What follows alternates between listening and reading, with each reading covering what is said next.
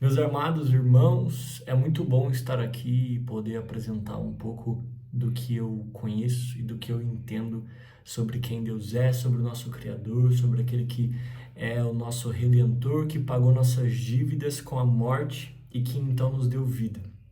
O meu nome é Pedro, eu tenho 24 anos de idade e desde 2020, quando Deus me resgatou de mim mesmo, que eu tenho tentado desenvolver e conhecer mais de quem Ele é. E hoje vou tentar de uma forma bem rápida explicar e expor para vocês um pouco da ideia de quem Deus é. Eu tenho 3 pontos principais para serem ditos aqui. É sobre o amor de Deus, é sobre o Deus desse amor e é sobre o Deus que é amor. Olhando para esses 3 pontos, não existiria um versículo melhor e mais simples para nós do que João 3,16, que diz: porque Deus amou o mundo de tal forma que entregou o seu Filho unigênito para todo aquele que nele crê, não pereça, mas tenha a vida eterna. Sim, meus irmãos, um dos versículos mais conhecidos das Escrituras no Novo Testamento e que para mim é um resumo das Escrituras, é uma forma enxuta de analisarmos as Escrituras de Gênesis 1 até Apocalipse 22. João 3,16 é um mini testamento, eu acredito que é uma mini informação completa do que as Escrituras querem nos dizer. Quando olhamos para João 3,16, começamos a perceber alguns pontos. E o primeiro ponto que eu gostaria de apresentar e expor para vocês é o autor desse amor. A palavra diz assim: porque Deus amou. Então ele é o autor desse amor. É nele que começa todo esse amor. E quem é esse Deus? Quero destacar algumas das características de quem é esse Deus. Ele é o criador do mundo, de acordo com Gênesis 1:1. É o que sustenta o universo, o Deus que é o Pai da eternidade e trouxe tudo à existência, o Deus que não foi criado, pois é o criador de tudo, o Deus que pré-existe ao tempo e é o dono do tempo, porque é eterno. O Deus que nem o céu e nem o céu dos céus pode contê-lo, porque ele é transcendente. Deus que não conhece limites, porque ele é onipotente. Para o Deus para quem não há nada oculto, porque ele é onisciente. O Deus que não está perplexo diante dos acontecimentos, porque ele é soberano Deus, tem as rédeas da história em suas mãos. O Deus que levanta reinos e que abate reinos, o Deus que derruba os tronos e coloca nos tronos, o Deus que dá a vida e que tira a vida.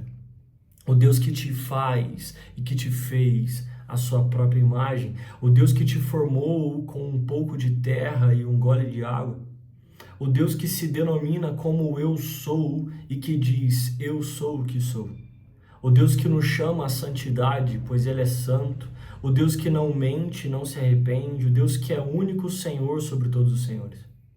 Eu poderia continuar aqui e o vídeo ser somente sobre características que encontramos desse nosso Deus nas Escrituras. Mas como ponto é levar vocês a entenderem a complexibilidade do amor de Deus por nós através de João 3,16, acho que essas características de Deus já apresentam a grandiosidade desse Deus que nos amou. E esse é o primeiro ponto, é o autor desse amor, que é o próprio Deus. Olhamos então para a segunda coisa em destaque nesse texto, que é o objeto desse amor. Deus amou o mundo. Foi o mundo que Deus amou. E esse mundo não é questão da grandeza do mundo, não, mas de quão pecaminoso o mundo é. Quando falamos Deus amou o mundo, não estamos falando somente do planeta, mas esse mundo significa eu, significa você, significa nós, significa todos aqueles que caíram em pecado, e nós sabemos que somente um não caiu, que foi Cristo Jesus, nosso Salvador. E o que me espanta de fato nisso tudo é o fato de Deus me conhecer e mesmo assim me amar. Saber o tanto que Ele me ama. Isso é o que faz com que tudo seja complexo demais. Mas ao mesmo tempo, nós temos que entender que Ele amou o mundo no sentido de quem ama pessoas. E a Bíblia diz: de todas as tribos, de todos os povos, de todas as nações, de todas as raças, de todas as línguas e de todas as culturas. Apocalipse 7:9. Ele amou o mundo no sentido de que ele amou o rico e também amou o pobre. Ele amou o empresário, mas também o trabalhador. Ele amou os reis mais revestidos de poder e também amou os servos mais simples da corte. Nós precisamos entender que ele amou o mundo, ele amou você, ele amou a mim, ele amou a nós. O amor de Deus é um amor completo, é um amor que sustenta, é um amor que abraça a humanidade. É um amor que não deixa pessoas de fora se as pessoas quiserem estar dentro. A terceira coisa em destaque nesse texto é o dom desse amor. A Bíblia diz: porque Deus amou o mundo de tal maneira que deu o seu Filho unigênito. Sim, o dom, o presente desse amor de Deus foi seu Filho, foi o unigênito. E quem pode então medir esse amor? Como também entender esse amor de Deus por nós? Como poderíamos? Olhem só para quem foi Cristo Jesus. Eu gostaria agora de citar a Bíblia através dos olhos de John MacArthur. Ele diz, através dos textos de João 1, do 1 ao 3, 1 Coríntios 8, versículo 6, Colossenses 1, do 15 ao 18, e também o 2, 9, e Hebreus 1, do versículo 2, da parte B, até o 3, a parte A, ele diz: no princípio era aquele que é a palavra, ele estava com Deus e era Deus, ele estava com Deus no princípio, todas as coisas foram feitas por intermédio dele, sem ele nada do que existe teria sido feito. Há um único Deus, o Pai, de quem vêm todas as coisas e para quem vivemos, e um só Senhor, Jesus Cristo, por meio de quem vieram todas as coisas e por meio de quem vivemos. A quem constituiu o herdeiro de todas as coisas e por meio de quem fez o universo. O Filho é o resplendor da glória de Deus e a expressão exata do seu ser, sustentando todas as coisas por sua palavra poderosa. É a imagem do Deus invisível, o primogênito sobre toda a criação, pois nele foram criadas todas as coisas nos céus e na terra, as visíveis e as invisíveis, sejam tronos ou soberanias, poderes ou autoridades, todas as coisas foram criadas por meio dele e para ele. Ele é antes de todas as coisas e nele tudo subsiste, pois nele estava a vida, e esta era a luz dos homens, pois em Cristo habita corporalmente toda a plenitude da divindade. Mas esse Jesus, ele também veio entre nós como um homem comum, um homem qualquer entre a multidão. Por mais digno de toda honra e glória que ele seja, ele foi um servo sofredor. E eu vou mostrar isso para vocês. O ungido foi morto, não houve lugar para ele, foi desprezado, rejeitado, um homem de tristeza, familiarizado com o sofrimento. Os homens escondiam o rosto para ele e nós não tínhamos estima nele. Nós o considerávamos castigado por Deus, foi afligido por Deus, foi transpassado por nossas transgressões, foi esmagado por conta de nossas iniquidades. O castigo que nos trouxe a paz esteve sobre ele.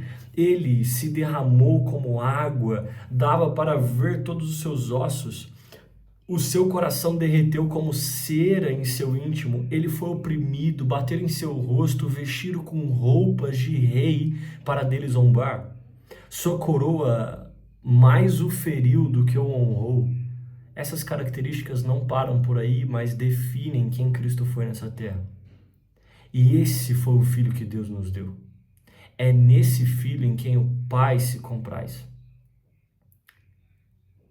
Então, a Bíblia nos diz que Deus nos amou sendo nós ainda fracos, pecadores, ímpios e inimigos de Deus, de acordo com Romanos 5:8.